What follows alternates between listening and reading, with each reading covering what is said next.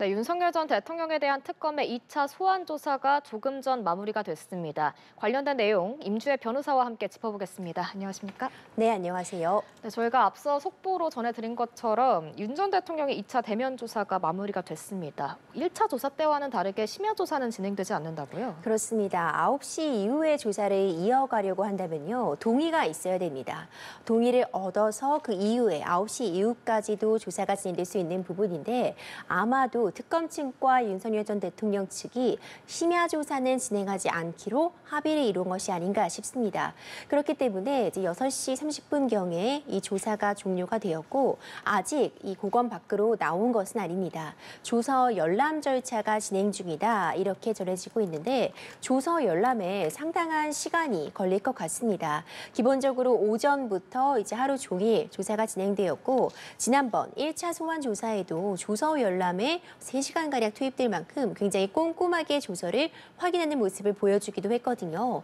이것은 그 내용이라던가 오늘 진행된 조사 내용에 따라서 시간은 탄력적으로 정해질 수 있는 부분이라 딱 얼마만의 시간이 걸릴 것이다를 현재로서 예측은 어려우나 한두 시간 이상은 소요되지 않을까 생각이 됩니다. 그렇다면 이 조서 열람이란 게 어떤 내용인지 한번 설명해 주시겠습니까? 조서 열람이라고 한다면요. 오늘 지금 특검을 통해서 조사가 진행되었는데 결국 윤석열 전 대통령이 수사기관을 통해서 한 이야기가 실제로 이 조서에 담긴 내용과 일치하는지를 확인하는 작업입니다. 그렇기 때문에 상당 부분 이 방어권 행사 측면에서도 그렇고요. 내가 전달하고자 했던 바가 정확히 담겼는지를 확인하는 절차이기 때문에 굉장히 중요한 의미를 갖는다고 보여집니다. 특히 1차 소환 당시에는 이 특수공무집행 방해 혐의와 관련해서 박창환 총경이 오전에 수사를 지휘한 부분에 대해서는 이 부분은 조서 열람과 어떤 조서에 대한 어떤 서명 날인 부분을 거부했던 적도 있었거든요. 그만큼 이것이 결국 내가 어떻게 이 증거로서 활용을 할지 이후에 이 내용이 내가 말한 바가 맞다는 것을 확인하는 절차이기 때문에 그 의미가 굉장히 중요하다 이렇게 평가할 수 있습니다. 그럼 통상 이제 아직 어떻게 될지 모른다고 말씀하셨지만 통상 이런 조서 열람에는 얼마나 시간이 소요가 되나요? 사실 그건 예측이 굉장히 어려운 게요. 만약 오늘 조사받은 내용이 많다고 한다면 그에 비례해서 시간이 길어질 수밖에 없고요. 굉장히 간략한 부분으로 조사가 끝났다고 한다면은 사실상 한번 읽어보면 되는 부분이기 때문에 뭐 3, 40분 만에 끝날 수도 있고 굉장히 별로 중요하지 않다. 난 내가 말한 내용이 다 쓰여졌을 거라고 확인한다. 그렇다면 정말 간략하게 약식으로 진행될 수도 있는 부분이거든요. 이건 경우에 따라 다 다르기 때문에 딱 일률적으로 뭐 평균 얼마 정도 걸린다를 말씀드리긴 어렵겠지만 1차 소환 조사 때와 비교해 볼 수밖에 없는 것 같습니다. 당시에는 3시간 정도 굉장히 긴 시간을 조서 열람에 투입을 했기 때문에 이번에는 1차 소환 때보다 이 조사가 들어간 시간이 더 길었거든요. 1차 소환 때는 중간에 조사를 좀 거부했던 그런 상황들도 있었는데 이번에는 좀 무리 없이 조사가 진행되었다면 내용이 더 방대할 가능성은 있어 보이는데 오히려 또 순조롭게 조사가 진행이 되었다면 별다르게 확인할 부분이라던가 이견이 없다면 또 좀 빠르게 진행될 가능성도 열려 있습니다. 알겠습니다. 그렇다면 조사 관련 내용도 조금 짚어보려고 하는데요. 오전 조사는 체포 방해 혐의였고요. 오후에는 직권남용 혐의에 대해서 이제 집중적으로 조사한 걸로 알려졌는데 이 직권남용이란 거에서도 이 국무회의에 불참한 국무위원들과 관련한 조사에 특히나 집중이 된 것 같아요.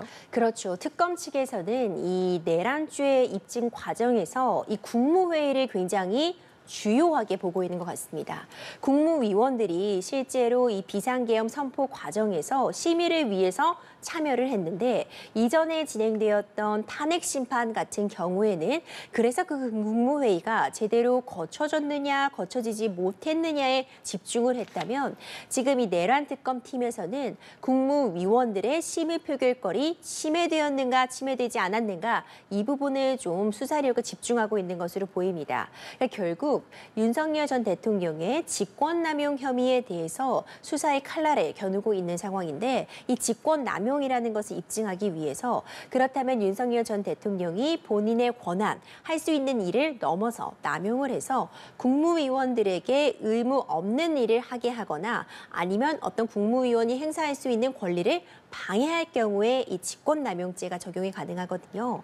이런 맥락에서 보자면 이주호 전 장관 같은 부분도 이주호 장관을 불러서 과연 이주호 장관은 실제로 국무회의에 참여하지 않았기 때문에 해제에만 참여를 하고 이 비상계엄 선포 과정에는 관여한 바가 없다면 심의표결권이 침해됐다고 생각하느냐 이런 부분에 대한 질문을 이어갔으리라고 보고요. 결국 국무위원들에 대한 어떤 권한을 침해한 바가 있는지를 이번에 특검 오후 조사에서도 그 국무회의 과정을 살펴보면서 확인하고자 하지 않았을까 예상이 됩니다. 그래서 이제 직권남용 권리행사 방해 혐의라고 하는 건가요? 그렇습니다. 그렇기 때문에 네. 직권을 남용해서 누군가의 권리 행사를 방해한다거나 의무 없는 일을 하게 한 경우에 이 직권남용죄가 적용이 되거든요.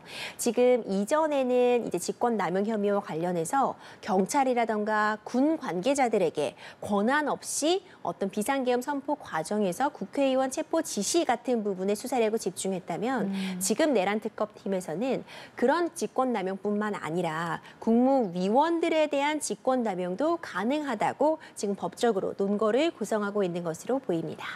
네, 이제 특검팀은 앞서선 검경 수사에서 이첩받은 진술만으로도 충분히 이 혐의가 입증이 가능하다라고 얘기를 하고 있는데 이 직권남용 혐의만으로도 구속영장 청구 가능하다고 보십니까? 사실 지금 윤석열 전 대통령에게 적용되고 있는 이 혐의 가운데 내란죄가 워낙 큰 혐의다 이렇게 보여지기 때문에요. 내란죄로 형사재판이 진행 중이어서 만약 내란죄가 경우에 따라 인정이 된다고 하면 사실 다른 죄들은 그보다는 훨씬 규모라던가 그 위법성이 낮다고 평가될 수는 있지만 직권남용 권리행사 방해가 굉장히 중한 죄로 규정이 되어 있는 부분은 분명합니다. 구속 취소 결정이 있었죠. 이 내란죄에 대한 수사 진행 과정에서 이 구속 취소 결정이 있었기 때문에 특검 측에서는 추가로 이 구속영장을 발부받는 부분에 있어서 다른 혐의를 적용해야 되기 때문에 만약 구속영장을 새로 청구한다면 특수공무집행 방해나 직권남용을 검토할 수밖에 없는 상황으로 보여지고요. 그렇다면은 1차 일단 구속 취소 결정이 있었을 때 어떤 형식적인 요건의 흠결 같은 부분 때문에 구속 취소 결정이 있었다라는 평가들이 있었기 때문에 더욱더 그 요건을 엄격하게 보리라고 봅니다.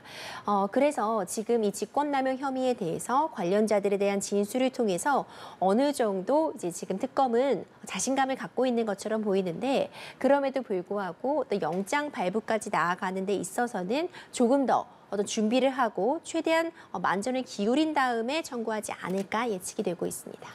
네, 그렇다면 사후계엄 선포문 의혹도 같이 살펴보겠습니다.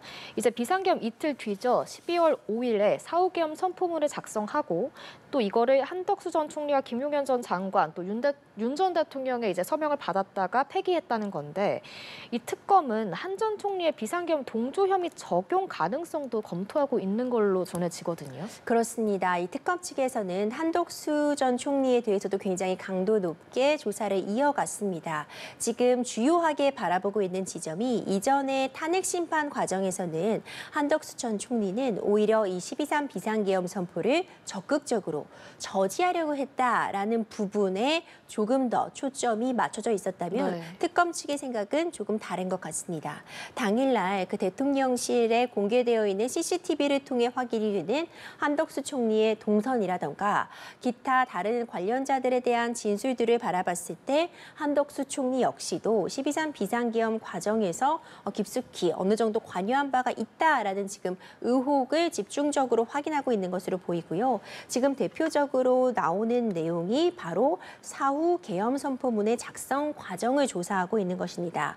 이 사후의 계엄 선포문에 대해서 한덕수 총리가 사인을 했다가 이것이 문제될 것 같으니까 삭제해달라고 지시를 했고 부탁을 해서 폐기가 되었다라는 그런 내용들의 진술이 확보되고 있다는 것이 지금 전해지고 있는데 그렇다면은 이 부분은 분명히 어떤 공적인 문서를 만드는 데 있어서 사실과 다르게 날짜를 잘못 기재했다거나 아니면 이전에 만들어지지 않았는데 사후에 어떤 요건을 갖추기 위한 목적으로 만들어졌다면 불법적인 부분이 있을 수 있거든요.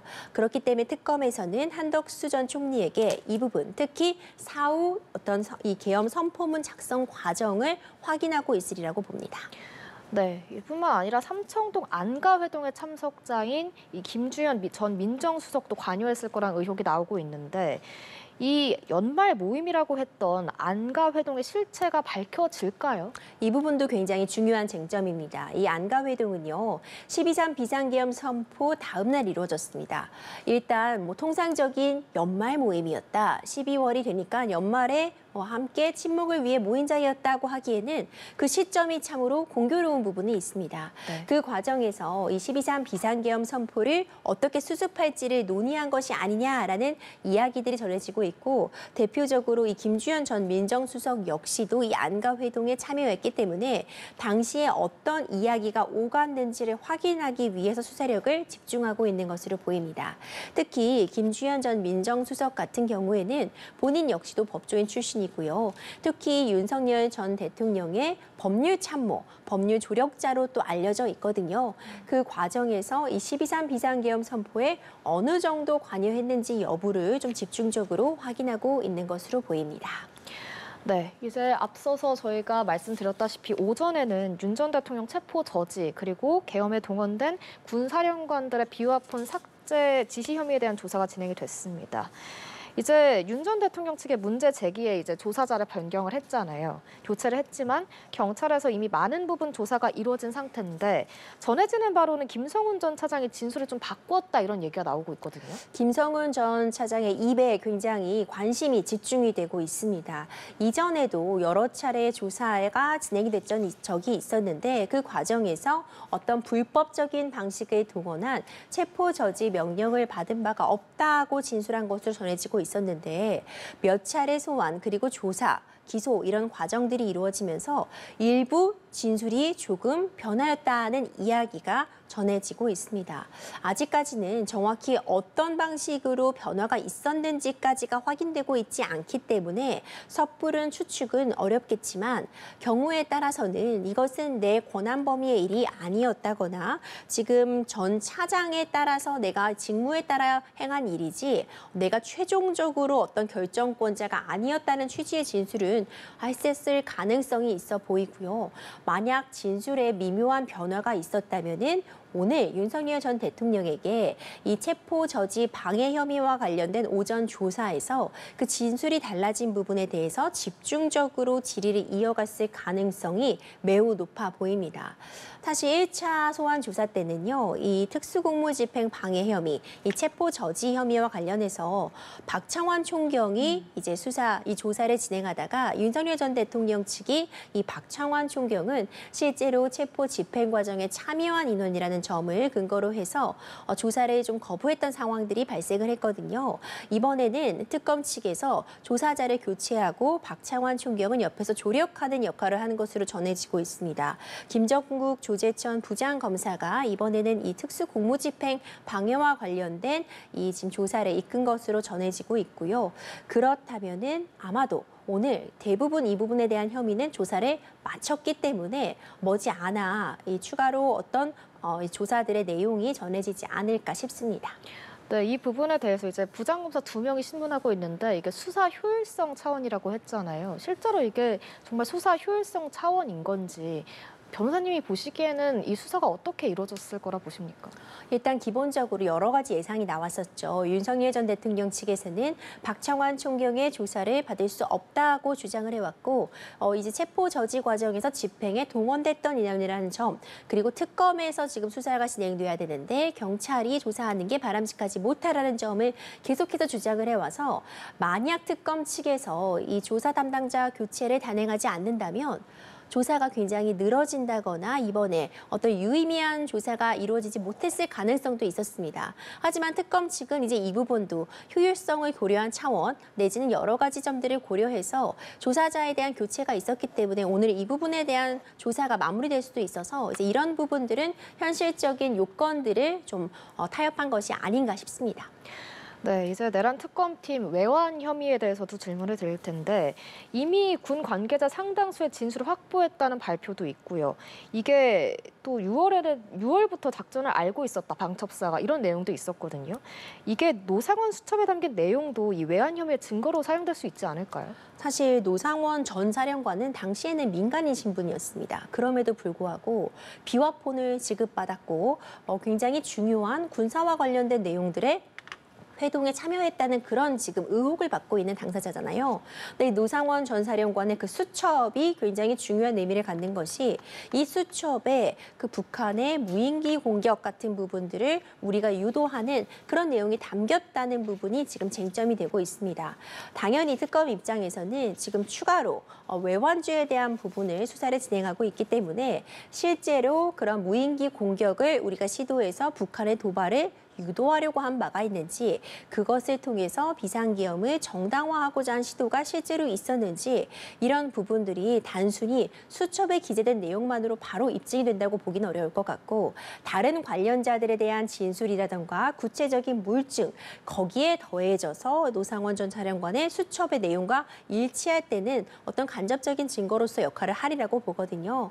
이 특검 측에서는 외환주에 대해서도 굉장히 심도 있게 들여다보고 있는 만큼 관련된 부분이 입증이 된다면 이 부분도 좀 더 수사력을 모으지 않을까 생각이 됩니다. 그렇다면 이제 특검의 향후 행보는 어떻게 전망하십니까? 추가로 소환이 있을지 여부에 대해서도 조금 더 지켜볼 필요성이 있어 보입니다. 이전에 전직 대통령들에 대한 이런 소환 조사 사례들을 보자면 한 차례 대면 조사 진행 이후에 바로 구속영장을 청구한 적도 있었습니다. 하지만 이번 사안 같은 경우에는 조금 달릴 수도 있는 부분이 내란죄의 형사재판은 이미 공판이 진행 중인 상황입니다. 상당 부분 진행이 된 바가 있어서 지금 추가로 다른 혐의를 적용해서 구속영장을 청구할지 아니면은 이 상태로 기소를 추가로 할지 아직 정해진 바는 없어 보이거든요. 특검 측에서는 일단 추가로 소환이 한 번 더 필요할지 아니면은 지금까지 준비된 자료만으로도 충분히 기소라던가 추가 구속영장 발부가 가능할지 이 부분을 지금 정리하고 있을 단계라고 보여지고요.